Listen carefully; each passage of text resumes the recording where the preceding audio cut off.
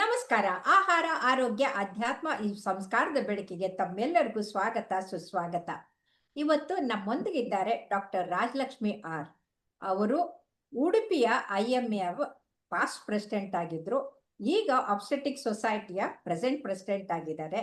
ಅದರ ಜೊತೆಗೆ ಅವರು ಸುಪ್ರಸಿದ್ಧ ಸ್ತ್ರೀರೋಗ ತಜ್ಞರು, ಹೆರಿಗೆ ತಜ್ಞರು.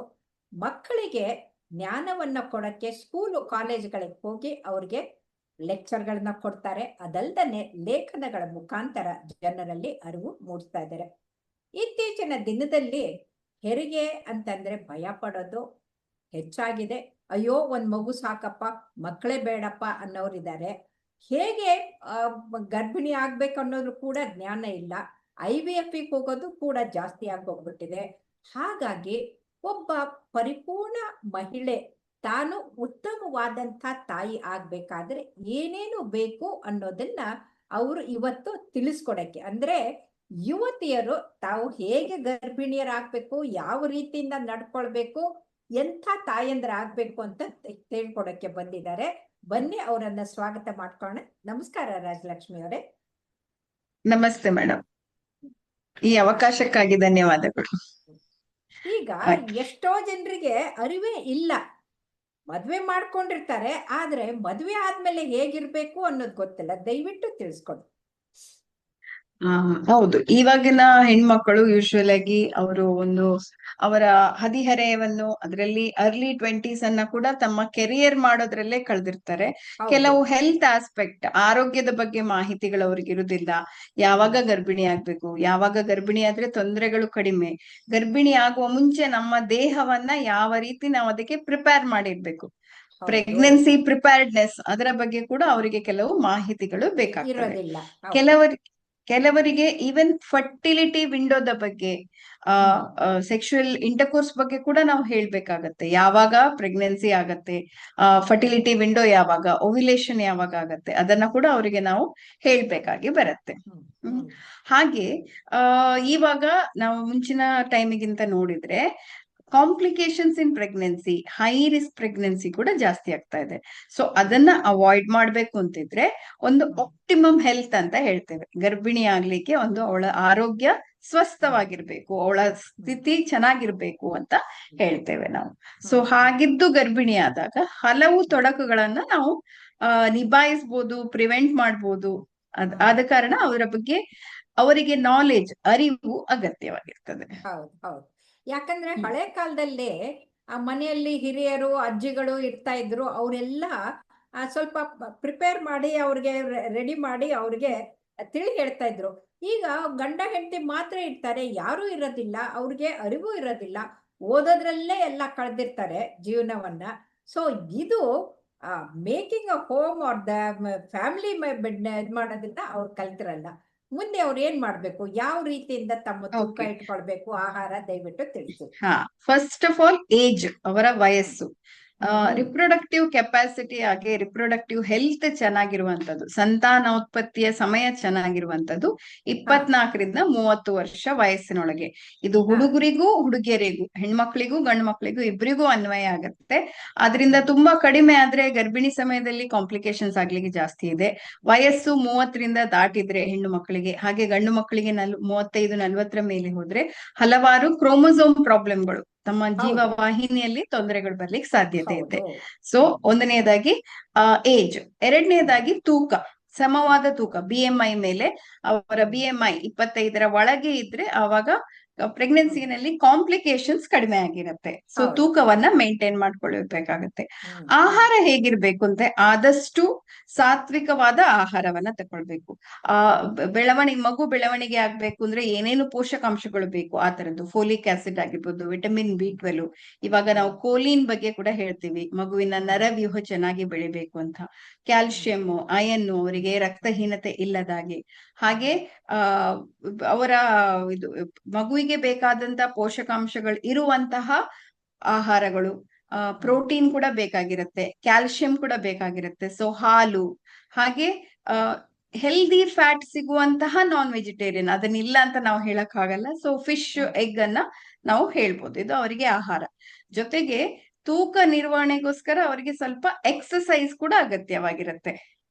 ಲಘು ಪ್ರಮಾಣದ ಎಕ್ಸಸೈಸ್. ಇದು ಬರೇ ತೂಕ ನಿರ್ವಹಣೆಗೆ ಅಲ್ಲದೆ ಅವರ ಮನಸ್ಸು ಸ್ವಸ್ಥವಾಗಿರ್ಲಿಕ್ಕೆ, ಮನಸ್ಸು ಶಾಂತವಾಗಿರ್ಲಿಕ್ಕೆ, ಜೊತೆಗೆ ಸಂತಾನೋತ್ಪತ್ತಿಯ ಕ್ರಿಯೆಗಳು ಚೆನ್ನಾಗಿ ನಡೀಲಿಕ್ಕೆ ಕೂಡ ಇದು ಹೆಲ್ಪ್ ಮಾಡ್ತದೆ ಅವರಿಗೆ. Okay okay.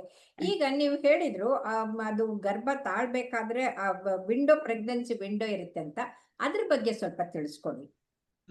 ಪ್ರತಿಯೊಂದು ಮಹಿಳೆಯಲ್ಲಿ ಕೂಡ 28ರಿಂದ 30 ದಿನಕ್ಕೆ ಮಾಸಿಕ ಬ್ಲೀಡಿಂಗ್ ಬರುತ್ತೆ, ಋತುಸ್ರಾವ, ಮಾಸಿಕ ಋತುಸ್ರಾವ ಅಂತ ಏನ್ ಬರುತ್ತೆ. ಸೊ ಆ ಮಹಿಳೆಯಲ್ಲಿ ಅಂಡಾಣು ಎನ್ನುವಂಥದ್ದು, ಅಥವಾ ನಾವು ಮೊಟ್ಟೆ ಅಂತ ಏನು ಲೋಕಲ್ ಲ್ಯಾಂಗ್ವೇಜ್ ಅಲ್ಲಿ ಹೇಳ್ತೋ, ಅದು ಎಲ್ಲಾ ದಿನಗಳಲ್ಲಿ ಇರೋದಿಲ್ಲ. ಸೈಕಲ್ ನ ಮಧ್ಯದಲ್ಲಿ ಸಾಧಾರಣವಾಗಿ 14 ಅಥವಾ 15ನೇ ದಿನ ಅದು ಅಂಡಾಶಯದಿಂದ ಬಿಡುಗಡೆ ಆಗುವಂತದ್ದು. ಸೊ ಅದರ ಮುಂಚಿನ 2 ದಿನಗಳು, ಅದರ ನಂತರದ 2 ದಿನಗಳು, ಸೊ ನಾವು 12ರಿಂದ 18 ದಿನಗಳು ಮಹಿಳೆಯ ಮಾಸಿಕ ಋತುಸ್ರಾವದ ಡೇಟ್ ಅಲ್ಲ, ಇದು ದಿನಗಳು. ಋತುಸ್ರಾವ ಸ್ಟಾರ್ಟ್ ಆದ ದಿನ 1 ಅಂತ ತಗೊಂಡ್ರೆ ಅಲ್ಲಿಂದ 12ರಿಂದ 18 ದಿನಗಳ ಒಳಗೆ ಅವರು ಲೈಂಗಿಕ ಸಂಪರ್ಕ ಮಾಡಿದಲ್ಲಿ ಗರ್ಭಿಣಿ ಆಗುವ ಸಾಧ್ಯತೆಗಳು ಜಾಸ್ತಿ ಇರುತ್ತೆ. ಅದನ್ನ ಫರ್ಟಿಲಿಟಿ ವಿಂಡೋ ಅಂತಾರೆ. ಇದು ಅವರ ಸೈಕಲ್ 28ರಿಂದ 30 ದಿನಗಳವರೆಗೆ ಆದ್ರೆ, ರೆಗ್ಯುಲರ್ ಪೀರಿಯಡ್ ಸೈಕಲ್ ಇದ್ರೆ 12ರಿಂದ 18ನೇ ದಿನ ಫರ್ಟಿಲಿಟಿ ವಿಂಡೋ ಅಂತ ಹೇಳ್ತೀವಿ. ಸೊ ಹಾಗಾಗಿ ಅವರು ಆ ಸಮಯದಲ್ಲಿ ಗಂಡ ಬೇರೆ ಊರಲ್ಲಿದ್ದು ಇವರು ಇರಿದ್ರೆ ಗರ್ಭಿಣಿ ಆಗಕ್ಕೆ ಸಾಧ್ಯನೇ ಆಗೋದಿಲ್ಲ. ಸೊ ಇದನ್ನ ಈ ವಿಂಡೋ ಪೀರಿಯಡ್ ಅನ್ನ ಜನರು ಅರ್ಥ ಮಾಡ್ಕೋಬೇಕು. ಇನ್ನು ಹೆಲ್ತ್ ಇಂಡೈಸಸ್ ಯಾವ್ಯಾವ ಇದನ್ನ ನೀವು ನೋಡ್ತೀರಾ? ಹೌದು, ಆಪ್ಟಿಮಮ್ ಅಂತ ಹೇಳ್ತಾ ಹೇಳಿದೆ. ಫಸ್ಟ್ ಆಗಿ ಹಿಮೋಗ್ಲೋಬಿನ್, ಅವರ ಹಿಮೋಗ್ಲೋಬಿನ್ 10ರಿಂದ ಮೇಲೆ ಇರ್ಲೇಬೇಕು. ಆಕ್ಚುಲಿ ಹೆಂಗಸರಲ್ಲಿ 12ರಿಂದ 14 ಗ್ರಾಮ್ ಇರಬೇಕು. ಸೊ 10ರಿಂದ ಮೇಲೆ ಅಂತೂ ಇರ್ಲೇಬೇಕು. ಸೊ ಅನಿಮಿಯಾ ಇದೆಯಾ ನೋಡ್ತೀವಿ. ಅವರ ಶುಗರ್ ಲೆವೆಲ್ಗಳು, ಇತ್ತೀಚೆಗೆ ನಮ್ಮಲ್ಲಿ ಭಾರತ ಡಯಾಬಿಟಿಸ್ ಕ್ಯಾಪಿಟಲ್ ಆಗಿರೋದ್ರಿಂದ ಶುಗರ್ ಲೆವೆಲ್ ಹೇಗಿದೆ, ರಕ್ತದಲ್ಲಿ ಸಕ್ಕರೆಯ ಪ್ರಮಾಣ. ಯಾಕೆಂದ್ರೆ ಕೆಲವರು ಗರ್ಭಧಾರಣೆಗೆ ಮುಂಚೆವೇ ಡಯಾಬಿಟಿಸ್ ಇರೋರು ಇರ್ಬೋದು. ಗ್ಲೈಕೋಸೂರಿಯಾ ಅಂತ ಅಂತೀವಿ, ಅಂದ್ರೆ ಯೂರಿನ್ ನಲ್ಲಿ ಜಾಸ್ತಿ ಇರುತ್ತೆ. ಹಾಗಾಗಿ ತಪ್ಪದೇ ಯೂರಿನ್ ಶುಗರ್ ನ ಪರೀಕ್ಷೆ ಮಾಡಿಸ್ಕೊಳ್ಬೇಕು. ಯೂರಿನ್ ಮಾಡ್ಬೇಕು, ರಕ್ತದಲ್ಲೂ ಮಾಡ್ಬೇಕಾಗತ್ತೆ. ಯಾಕೆಂದ್ರೆ ಶುಗರ್ ಇದ್ದವರು ಶುಗರ್ ಕಂಟ್ರೋಲ್ ಮಾಡ್ಕೊಳ್ಳದೆ ಗರ್ಭಿಣಿ ಆದ್ರೆ ಮಗುವಿನಲ್ಲಿ ಸೀಳ್ದುಟಿ, ಹಾರ್ಟ್ ಪ್ರಾಬ್ಲಮ್ಗಳು, ನರವ್ಯೂಹದ ಪ್ರಾಬ್ಲಮ್ಗಳು ಬರೋ ಸಾಧ್ಯತೆ ಇದೆ. ಅದು ಆಮೇಲೆ ಮ್ಯಾಕ್ರೋಸೋಮಿಯಾ ಅಂತ ತುಂಬಾ ದೊಡ್ಡ ಮಕ್ಕಳು ಹುಡ್ತಾರೆ. ಯಾಕಂದ್ರೆ ನೀವು ಕಂಟ್ರೋಲ್ ಮಾಡದಿದ್ರೆ ಅದಕ್ಕೆ ಶುಗರ್ ಜಾಸ್ತಿ ಆಗ್ಬಿಟ್ಟು ಅವುಗಳು ಕೂಡ ಅದ್ರಲ್ಲಿ ಮಗುವಿಗೂ ತೊಂದರೆ ಆಗ್ಲಿಕ್ಕೆ, ಡೆಲಿವರಿಗೆ ಕಷ್ಟ ಆಗ್ತದೆ, ಸಿಸೇರಿಯನ್ ಬೇಕಾಗಿ ಬರ್ಬೋದು, ಮಗುವಿಗೆ NICU ಕೇರ್ ಬೇಕಾಗ್ಬೋದು, ಆತರ ಇರುತ್ತೆ. 3ನೇದು ಥೈರಾಯ್ಡ್ ಅಂಶ. ನಾವು ಇಷ್ಟು ಸಮಯ ಅದನ್ನ ಹೆಚ್ಚು ನೋಡ್ತಿರ್ಲಿಲ್ಲ. ಹೈಪೋಥೈರಾಯ್ಡಿಸಮ್ ಇದ್ರೆ, ಥೈರಾಯ್ಡ್ ಅಂಶ ಕಡಿಮೆ ಇದ್ರೆ ಪದೇ ಪದೇ ಗರ್ಭಪಾತ ಆಗೋ ಚಾನ್ಸಸ್ ಇರುತ್ತೆ. ಪ್ಲಸ್ ಮಗುವಿನ ಬುದ್ಧಿಮತ್ತೆ IQ ಕೂಡ ಸ್ವಲ್ಪ ಕಡಿಮೆ ಇರ್ಬೋದು. ಸೊ ಅದನ್ನ ನೋಡ್ಬಿಡುತ್ತೆ. ಅದು ಹುಟ್ಟಿದಾಗ್ಲೇನೆ ಥೈರಾಯ್ಡ್ ಪರೀಕ್ಷೆ ಮಾಡ್ಬೇಕಾಗತ್ತೆ. ಆಮೇಲೆ ಅವರು ಕೂಡ ಗರ್ಭಿಣಿ ಆದಾಗ ಅಯೋಡಿನ್ ಇರುವಂತ ಸಾಲ್ಟ್ ಅನ್ನೇ ತಗೊಳ್ಬೇಕು. ಕರೆಕ್ಟ್, ಅಯೋಡಿನ್ ಇರೋ ಸಾಲ್ಟ್ ಅನ್ನೇ ತಗೊಳ್ಬೇಕಾಗತ್ತೆ. 4ನೇದು ನಾವು ಬೇಡ ಅಂದ್ರೂ ಹೆಚ್ಚಾಗಿ ಈಗ ನೋಡ್ತಾ ಇರುವಂತದ್ದು ವೈಟಮಿನ್ ಡಿ ಡಿಫಿಷಿಯನ್ಸಿ. ನಾವು ಟೆಂಪರೇಟ್ ಕಂಟ್ರಿನಲ್ಲಿ ಇದ್ರೂನು ಸೂರ್ಯನ ಬೆಳಕಿಗೆ ನಾವು ಹೋಗಲ್ಲ ಹೆಚ್ಚಾಗಿ. ಮನೆಯಲ್ಲೇ ಕೂತ್ಕೊಂಡಿರ್ತಾರೆ ಅಥವಾ ಆಫೀಸಲ್ಲಿ ಕೂತ್ಕೊಂಡಿರ್ತಾರೆ. ಸನ್ಸೆಟ್ ಆದ್ಮೇಲೆ ರಾತ್ರಿ ಮನೆಗೆ ಬರ್ತಾರೆ. ಸೂರ್ಯನ ಕಿರಣಗಳು ಚರ್ಮದ ಮೇಲೆ ಬೀಳೋದೇ ಇಲ್ಲ. ಹಾಗಾಗಿ ವೈಟಮಿನ್ ಡಿ ಡೆಫಿಷಿಯನ್ಸಿ ತುಂಬಾ ಜಾಸ್ತಿ ಆಗ್ತಾ ಇದೆ. ಹೌದು, ಅದರಿಂದ ಅದನ್ನು ನಾವು ನೋಡ್ಕೊಳ್ಬೇಕಾಗತ್ತೆ. ಯಾಕಂದ್ರೆ ಅದರಿಂದಾಗಿ ಪದೇ ಪದೇ ಅಬಾರ್ಷನ್ ಆಗ್ಬೋದು. PCO ಕಂಡೀಷನ್ ಇರುವವರಲ್ಲಿ ಅಂತೂ ತುಂಬಾ ಡೆಫಿಷಿಯನ್ಸಿ ಇರುತ್ತೆ. ಸೊ ಈ ತರದ ಹೆಲ್ತ್ ಇಂಡೈಸಸ್ ಅನ್ನ ನಾವು ನೋಡ್ಕೊಳ್ಬೇಕಾಗಿ ಬರುತ್ತೆ. ಆಮೇಲೆ ಯಾವ ತರದ ಆಹಾರಗಳನ್ನ ತಗೊಳ್ಬೇಕು ಅದ್ ನೀವು ಆಗ್ಲೇ ಹೇಳಿದ್ರೆ, ಆದ್ರೆ ತರಕಾರಿಗಳು ಅದು ಫೈಬರ್ ಇರುವಂತಹದ್ದು ಹೆಚ್ಚಾಗಿ, ಅದ್ರ ಜೊತೆಗೆ ಮೈಕ್ರೋ ನ್ಯೂಟ್ರಿಯೆಂಟ್ಸ್ ಇರುವಂತಹದ್ದು ಎಲ್ಲ ಇರುವಂತಹದನ್ನ ತಗೊಂಡ್ರೆ ಒಳ್ಳೇದು. ಇಲ್ಲ ಅಂತಂದ್ರೆ ಈಗೇನು ಜಂಕ್ ಫುಡ್ ಗಳಿದೆ ಅಲ್ಲ, ಅದನ್ನ ತಿಂತಾ ಹೋದ್ರೆ ಅವಾಯ್ಡ್ ಮಾಡ್ಬೇಕಾಗತ್ತೆ ಅಂತ. ಜಂಕ್ ಫುಡ್ ಇಂದ ಹೇಳಿ. ಕೆಲವು ಕೆಮಿಕಲ್ಸ್ ಅನ್ನ ನಾವು EDC ಹೇಳ್ತೇವೆ, ಎಂಡೋಕ್ರೈನ್ ಡಿಸ್ರಪ್ಟಿಂಗ್ ಕೆಮಿಕಲ್ಸ್ ಅಂತ, ಅದನ್ನ ಅವಾಯ್ಡ್ ಮಾಡ್ಬೇಕು. ಅದ್ರಲ್ಲಿ ಫಸ್ಟ್ ಆಗಿ ಬರುವಂತದ್ದು ಪ್ಲಾಸ್ಟಿಕ್, ಮೈಕ್ರೋ ಪ್ಲಾಸ್ಟಿಕ್ ಎಲ್ಲೆಲ್ಲಿ ಬರುತ್ತೆ ಅದು ಅವಾಯ್ಡ್ ಮಾಡ್ಬೇಕಾಗತ್ತೆ. ಹಾಗೆ ಕುಕಿಂಗ್ ಯುಟೆನ್ಸಿಲ್ಸ್ ಬಗ್ಗೆ ಅವರು ಜಾಗ್ರತೆ ವಹಿಸಬೇಕಾಗುತ್ತೆ. ಪ್ಲಾಸ್ಟಿಕ್ ಅಂದಾಗ ಪ್ಲಾಸ್ಟಿಕ್ ಬಾಟ್ಲ್ ಅಲ್ಲಿ ನೀರ್ ಇಟ್ಕೊಳ್ಳೋದು, ಅದು ಬೇಸಿಗೆ ಕಾಲದಲ್ಲಿ ಅವ್ರ ಕಾರಲ್ಲಿ ಇಟ್ಕೊಂಡು ಅದನ್ನ ಕುಡಿಯೋದು, ಅದು ಒಳ್ಳೇದಲ್ಲ. ಯಾಕಂದ್ರೆ ಪ್ಲಾಸ್ಟಿಕ್ ಅದ್ರಲ್ಲಿ ಹೊರಟೋಗುತ್ತೆ. ಪ್ಲಾಸ್ಟಿಕ್ ಹೋಗ್ಬಾರ್ದು. ಹಾಗೆ ಈಗಿನ ಸ್ವಿಗ್ಗಿ ಝೊಮ್ಯಾಟೋದಲ್ಲಿ ಬಿಸಿ ಬಿಸಿಯಾಗಿ ಪ್ಲಾಸ್ಟಿಕ್ ಅಲ್ಲಿ ಆಹಾರ ಬರುತ್ತೆ, ಅದು ಪ್ಲಾಸ್ಟಿಕ್ ಇನ್ಫ್ಯೂಸ್ ಆಗಿರುತ್ತೆ, ಒಳ್ಳೇದಲ್ಲ. ಅದನ್ನ ಅವಾಯ್ಡ್ ಮಾಡ್ಬೇಕಾಗತ್ತೆ. ಹಾಗೆ ಕಾಸ್ಮೆಟಿಕ್ಸ್ ಹೆಚ್ಚಾಗಿ ಯೂಸ್ ಮಾಡ್ತಾರೆ. ಅದರಲ್ಲಿ ಥ್ಯಾಲೇಟ್ ಇರುತ್ತೆ, ಅಮೋನಿಯಾ ಇರುತ್ತೆ, ಬಿಸ್ಫಿನಾಲ್ ಇರುತ್ತೆ. ಸೊ ಅದು ಕೂಡ ನಮ್ಮ ಎಂಡೋಕ್ರೈನ್ ಸಿಸ್ಟಮ್ ಅನ್ನ ಹಾಳು ಮಾಡುತ್ತೆ. ಅದರಿಂದ ಗರ್ಭಿಣಿ ಆಗ್ಲಿಕ್ಕೆ ತಡೆ ಆಗ್ಬೋದು. ಹೇರ್ ಡೈಗಳನ್ನ ಬಳಸ್ತಾ ಇದಾರೆ, ಗ್ರೀನ್ ಕಲರು, ಪರ್ಪಲ್ ಕಲರು, ಏನೇನೋ ಹೌದು. ಬಣ್ಣಗಳನ್ನ ಮಾಡ್ಕೊಳ್ತಾರಲ್ಲ ಕೂದ್ಲು, ಆ ಹ್ಮ್. ಬ್ಲೀಚಿಂಗ್ ಅದು ಕೂಡ ಮಗುವಿಗೆ ತೊಂದರೆ ಆಗತ್ತೆ ಅಂತ. ಹೌದು, ತೊಂದರೆ ಆಗತ್ತೆ. ಆಮೇಲೆ ಒಂದು ಮೇಡಮ್ ಏನಾಗತ್ತೆ ಅಂದ್ರೆ ಎಲ್ಲರಿಗೂ ಸಮಾನ ಆಕ್ಸೆಸ್ ಇರುವುದಿಲ್ಲ. ಕೆಲವರು ಬೀದಿ ಬದಿಯಲ್ಲಿ ಸಿಗುವ ಕಾಸ್ಮೆಟಿಕ್ಸ್ ಅನ್ನ ತಗೊಂಡು ಯೂಸ್ ಮಾಡ್ತಾರೆ. ಅದು ಕ್ರಯ ಕಡಿಮೆ ಇದ್ದಷ್ಟು ಅದರಲ್ಲಿ ಈ ಕೆಮಿಕಲ್ಸ್ ಸ್ವಲ್ಪ ಜಾಸ್ತಿ ಇರೋ ಕಾರಣ ಅದು ಜಾಸ್ತಿ ಇರುತ್ತೆ. ಹಾನಿಕಾರಕವಾಗಿರ್ತದೆ. ಸೊ ಅದನ್ನ ಅವರು ಅವಾಯ್ಡ್ ಮಾಡ್ಬೇಕಾಗಿ ಬರುತ್ತೆ. ಅದ್ರ ಆಮೇಲೆ ಜೊತೆಗೆ ನೀವು ಸ್ಮೋಕಿಂಗು, ಡ್ರಿಂಕಿಂಗು ನಾನು ಅದಕ್ಕೆ ಹೇಳ್ತೀನಿ, ಅದೆರಡನ್ನು ಬಿಟ್ಬಿಡ್ಬೇಕು. ಸ್ಮೋಕಿಂಗ್, ಹಾಗೆ alcohol, nicotine plus any drugs ಯಾವುದೇ ಅವರು ಇದ್ರು ಅದನ್ನೆಲ್ಲ ಬಿಡ್ಬೇಕಾಗಿ ಬರುತ್ತೆ. ಹೌದು ಹೌದು ಹೌದು. ಇದು ಅವರು ವಿದೇಶದಲ್ಲಿ ಡ್ರಗ್ಸ್, ಪ್ರೆಗ್ನೆಂಟ್ ಆಗಿರೋ ಲೇಡಿ ಡ್ರಗ್ಸ್ ತಗೊಂಡ್ರೆ ಅವ್ರನ್ನ ಜೈಲಿಗೆ ಹಾಕ್ತಾರೆ. ನಮ್ಮಲ್ಲಿ ಇನ್ನೂ ಆ ಜ್ಞಾನ ಇಲ್ಲ, ಆ ರೂಲ್ಗಳು ಬಂದಿಲ್ಲ. ಹಾಗಾಗಿ ಜನರಿಗೆ ಗೊತ್ತಿಲ್ಲ. ಇದು ಪ್ರತಿಯೊಬ್ರು ಇತ್ತೀಚಿನ ದಿನದಲ್ಲಿ ಯುವಕರು ಯುವತಿಯರು ಡ್ರಗ್ಸ್ ತಗೊಳ್ಳೋದು ಹೆಚ್ಚಾಗ್ತಾ ಇರೋದ್ರಿಂದ ನೆನ್ಪಿಟ್ಕೊಳ್ಬೇಕು. ಬಾಲ್ಟಿಮೋರ್ ಸ್ಟಡಿ ಬಂದಿದೆ, ಯಾರು ಸ್ಮೋಕಿಂಗ್ ಮಾಡ್ತಾರಲ್ಲ ಅವ್ರ ಮಗುವಿನ ಬಲಭಾಗ ಡ್ಯಾಮೇಜ್ ಆಗಿ ತುಂಬಾ ಚಿಕ್ಕದಾಗಿ ಅದು ಸರಿಯಾಗಿ ಹುಟ್ಟೋದಿಲ್ಲ ಅಂತ ಗೊತ್ತಾಗಿದೆ. ಗ್ರೋತ್ ರಿಸ್ಟ್ರಿಕ್ಟೆಡ್ ಬೇಬೀಸ್ ಇರುತ್ತೆ, ವೆಯ್ಟ್ ಕಡಿಮೆ ಇರುತ್ತೆ ಅವ್ರದ್ದು. ಆಲ್ಕೋಹಾಲ್ ತಗೊಂಡ್ರೆ ಫೀಟಲ್ ಆಲ್ಕೋಹಾಲ್ ಸಿಂಡ್ರೋಮ್ ಅಂತ ಆಗುತ್ತೆ, ಅದರಿಂದ ಟ್ರೆಮರ್ಸ್ ಇರುತ್ತೆ, ಮಗು ಬ್ಲೋ ಇದಾಗಿರುತ್ತೆ, ಎಡಿಮ್ಯಾಟಸ್ ಚಿಕ್ಕದಾಗಿರುತ್ತೆ, ಮುಖ ಕೆಟ್ಟದಾಗಿರುತ್ತೆ, ವಿಕಾರವಾದಂತದ್ದು.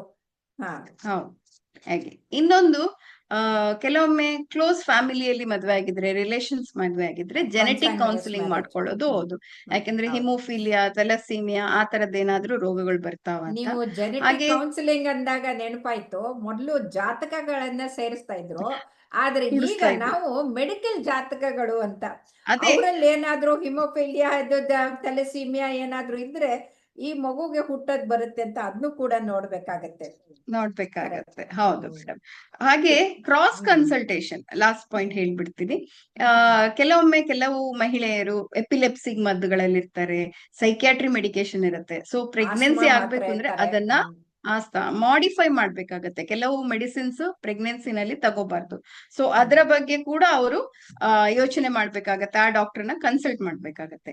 Last but the most important, stress free ಆಗಿರ್ಬೇಕಾಗತ್ತೆ. ಬಿಕಾಸ್ ಸ್ಟ್ರೆಸ್ ತುಂಬಾನೇ ಕಾಂಪ್ಲಿಕೇಶನ್ ಇರ್ಬೇಕಾಗತ್ತೆ. ಸೊ ಈ ರೀತಿ ಹೋಲಿಸ್ಟಿಕ್ ಆಗಿ ತನ್ನನ್ನ ಪ್ರಿಪೇರ್ ಮಾಡ್ಕೊಳ್ಬೇಕಾಗತ್ತೆ. ತುಂಬಾ ತುಂಬಾ ಧನ್ಯವಾದಗಳು ರಾಜಲಕ್ಷ್ಮಿ ಅವರೇ, ಎಷ್ಟು ವಿವರವಾಗಿ ತಿಳಿಸ್ಕೊಟ್ಟಿದ್ದೀರಿ.